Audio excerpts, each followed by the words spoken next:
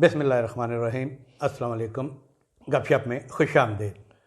अल्लाह ही हदायत दे हमारे ज़िम्मेदारान को तो सूरत हाल बेहतर हो सकती है, वगरना आइनी इदारे जो हैं वो एक दूसरे के मद्द मुकाबल आ चुके हैं।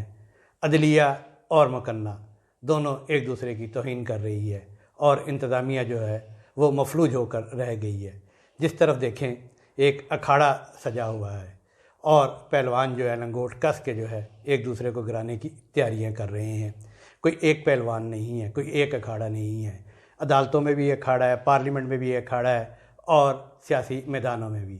और हर तरफ हम देखते हैं कि अदारों और सियासी जमातों के दरमियान महाजराई हो रही है।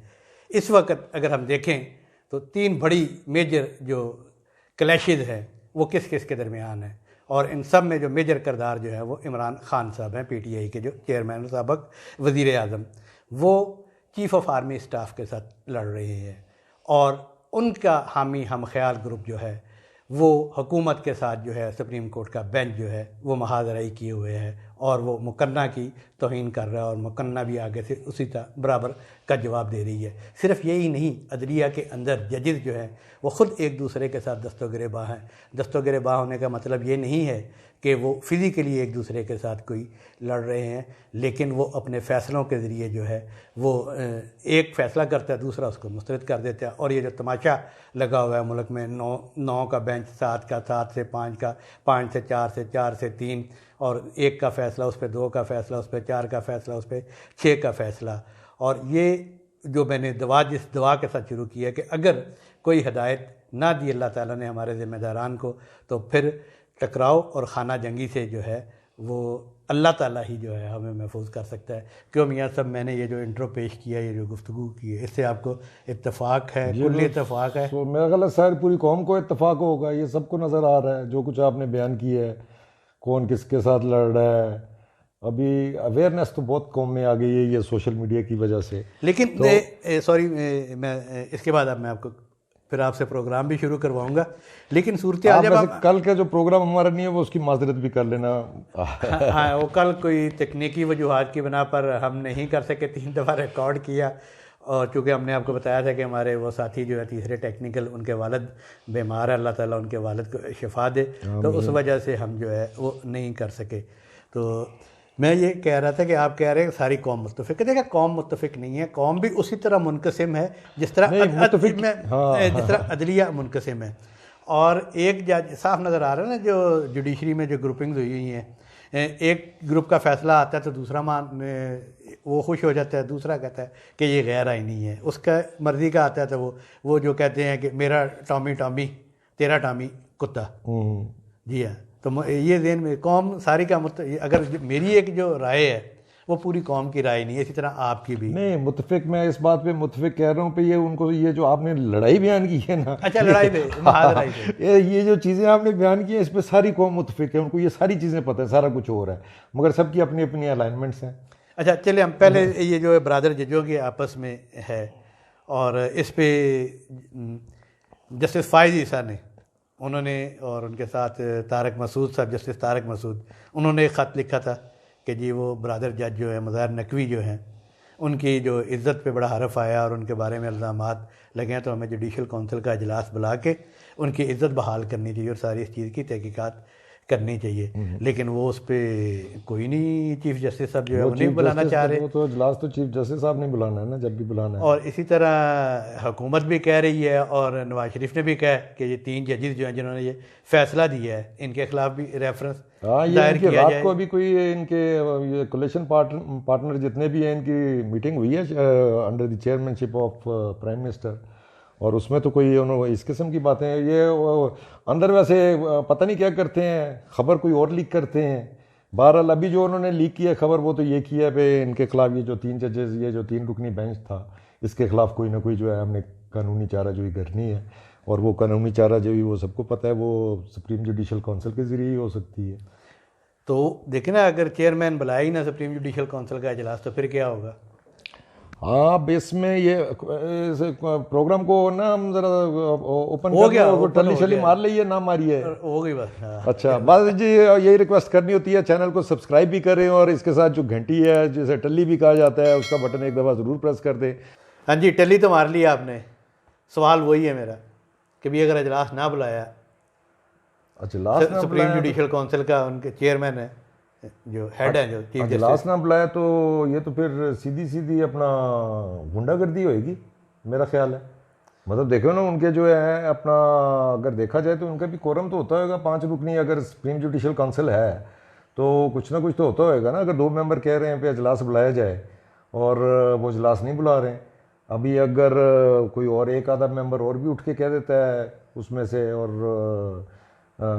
ये कौन से हैं जो देखना सिंध ये, के जो चीफ जस्टिस जी हैं हाँ, वो भी सुप्रीम जुडिशल काउंसिल के मेंबर हैं। 5 अरकान है ना। हाँ। एक तो हो गए चीफ जस्टिस, हो गए 2 सीनियर मोस्ट हो गए, वो तारक मसूद साहब और फायद ईसा जस्टिस, और इन दोनों जस्टिस साहबान ने ख़त लिखा है बाकी 3 मेंबरान को, और 2 मेंबरान जो हैं वो जो सीनियर मोस्ट हाई कोर्ट के चीफ जस्टिस होते हैं, जी हाँ। उनमें एक लाहौर हाई कोर्ट के चीफ जस्टिस हैं, भट्टी साहब हैं, नोन फेमस। वो तो क्लियर, उनका भी माइंड क्लियर है। ये तो 4 मेंबर क्लियर हो गए। और उसके बाद जो है वो सिंध हाई कोर्ट के चीफ जस्टिस हैं।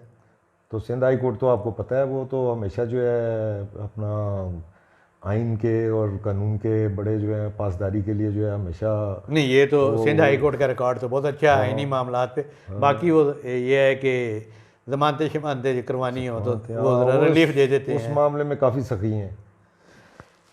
तो सही होना या सारी ये अब चीज़ें अपनी जगह है। ये जो हम फंसे हुए हैं इस सारे मखमसे में, और हुकूमत कह रही है कि जी हमने फ़ैसला तस्लीम नहीं करना, और वो पार्लियामेंट से सुबह जो है वो अपने काबीना के अजलास की जो है जो फ़ैसले की तौसीक़ कराने जा रहे हैं। तो इसका मतलब तो यही है कि पार्लियामेंट मुकन्ना और चीफ़ जस्टिस का जो बेंच है अदलिया, वो एक दूसरे के सामने बिल्कुल जो है लंगोट कस के आमने सामने आके खड़े हो गए हैं। वो फैसला तस्लीम करने को तैयार नहीं है। अच्छा, अभी तो और हम वो लोग उनके- उस काउंसिल की बात करा रहे हैं, जुडिशल काउंसिल के अजलास बुलाने की, जी जी जिसमें मज़ाहिर अली नकवी के हवाले से बात की गई है।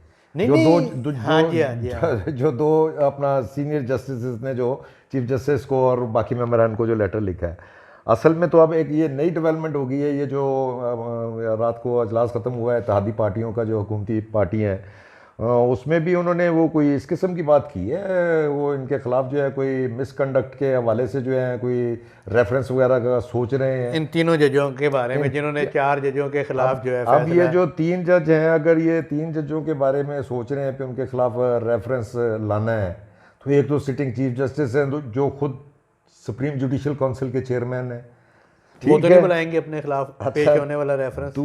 दूसरे जो 2 जजेस हैं वो भी अपना, उन्होंने भी किसी न किसी टाइम पे जो है चीफ जस्टिस बनना है। तो वो तीनों के खिलाफ रेफरेंस ये कौन लेके आएगा, अगर रेफरेंस, ये जो रेफरेंस की बात कर रहे हैं।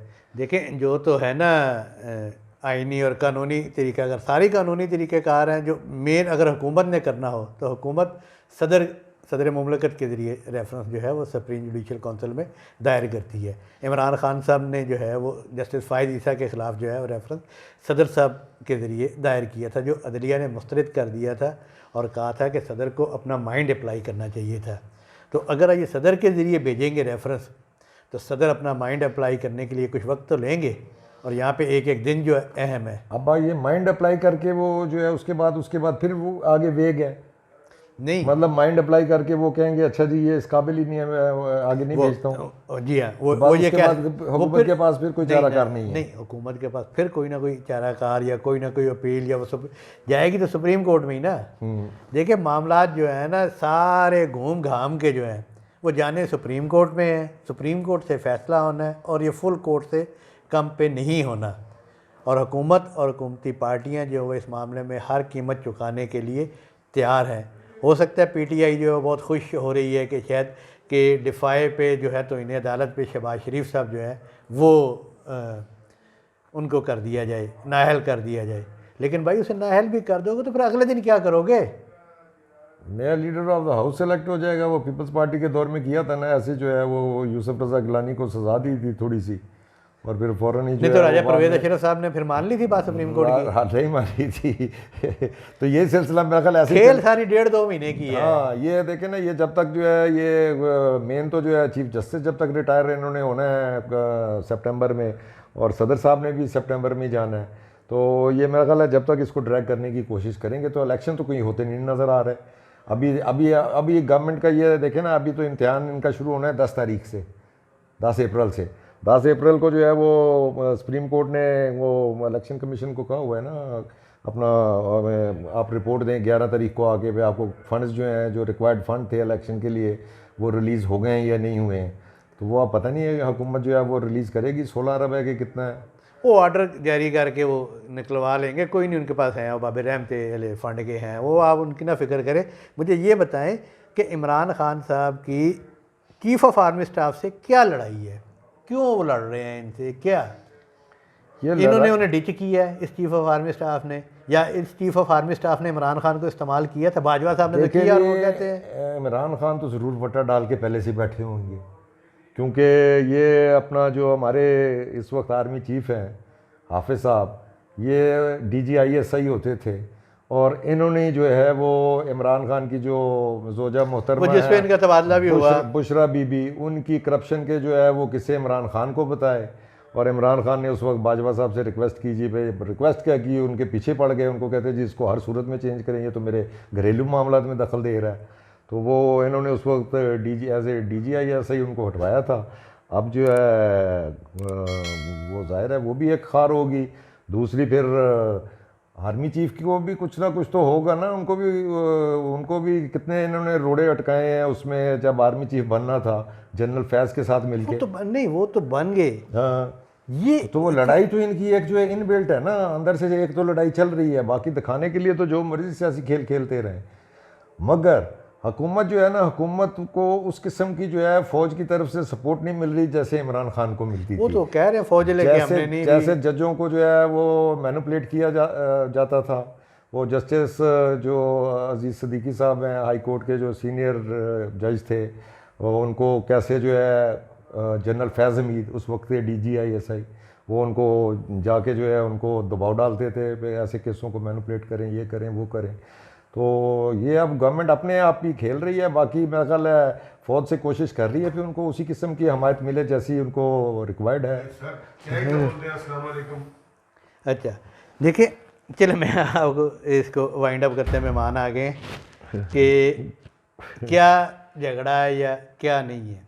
कल इमरान खान साहब ने फरमाया कि जनरल बाजवा के हवाले से कि जनरल बाजवा के लिए करप्शन कोई मसला नहीं था, करप्शन उनका मसला नहीं था, लेकिन अब बताया जाता है कि हाफिज़ साहब का मसला करप्शन ज़रूर है और जिसकी करप्शन उन्होंने ख़ुद पकड़ी हो और उनके जो करीबी या सुनने में आया है एक्सेप्टेबिलिटी ज़रा मुश्किल होगी हाफिज़ साहब के लिए कि जी वो एक फ़िक्रा सुनने में आया है कि जी हथी फड़े नू ते नहीं ना हुण किया जा सकता।